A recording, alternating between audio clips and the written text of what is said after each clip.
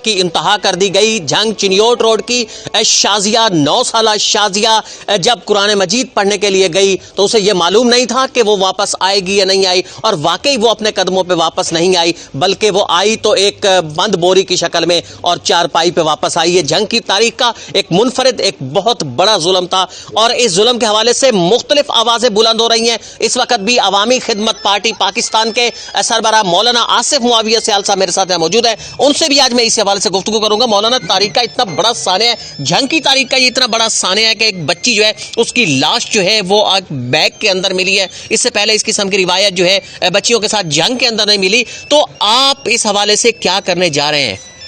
بسم اللہ الرحمن الرحیم. یہ بڑا افسوسناک واقعہ ہے اور یہ بہت بڑا چیلنج ہے جھنگ کی عوام کے لیے بھی اور انتظامیہ کے لیے بھی.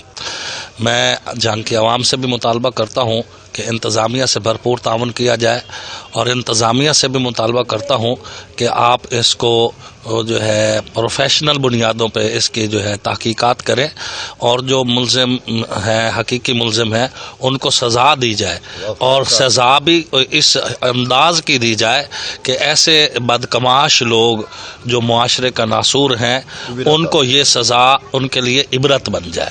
انتظامیہ سے یہ ہمارا پرزور مطالبہ ہے.